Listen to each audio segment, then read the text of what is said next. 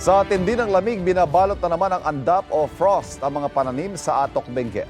At may unang balita live si Russell Simonio, ng GMA Regional TV 1 North Central Luzon. Russell?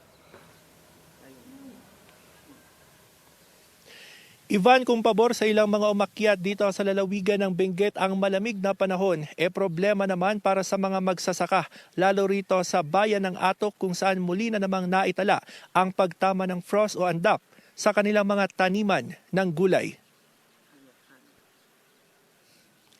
Nakangangatog na lamig ang gumising sa mga taga-Paway rito sa Atok, Benguet. As of January 16, nasa 13 degrees Celsius ang recorded temperature rito. Kita sa mga kuhang larawan ni PJ Height na isang local farmer sa Atok, Benguet na binalot na ng yelo ang ilang mga dahon ng mga pananim na gulay mula pa nung mga nakaraang araw. Ilan sa mga ito ay repolyo at Chinese cabbage.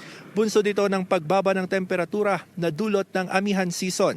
Pangamba ng mga magsasaka na masira ang kanilang mga pananim na hahantong sa kakaunting ani dahil sa pagtama ng frost. Sa pag-ikot natin kanina rito sa Barangay Paway, malamig na tubig o hamog lang ang bumalot sa mga pananim. Sabi ng mga magsasaka, malaking bagay raw ang paglakas ng hangin para hindi tuluyang maging yelo ang mga ito. Gayunman, nagsasagawa na ng monitoring ang Department of Agriculture Cordillera sa mga tanimang apektado ng andap. Inaalam na rin ang halaga ng pinsala. Tuloy-tuloy naman ang assistance ng DA sa mga magsasaka para mabilis na maibenta ang kanilang ani at hindi ito masayang lang.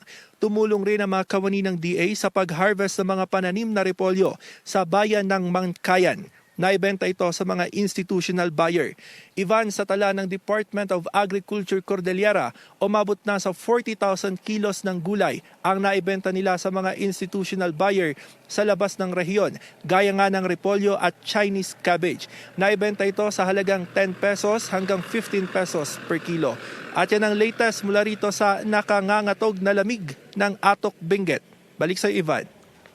Maraming salamat, Russell Simonio ng GMA Regional TV 1 North Central Luzon. Kapuso, para laging una ka sa mga balita, bisitahin at mag-subscribe sa GMA Integrated News sa YouTube. Sa mga kapuso abroad, samahan nyo kami sa GMA Pinoy TV at sa www.gmanews.tv.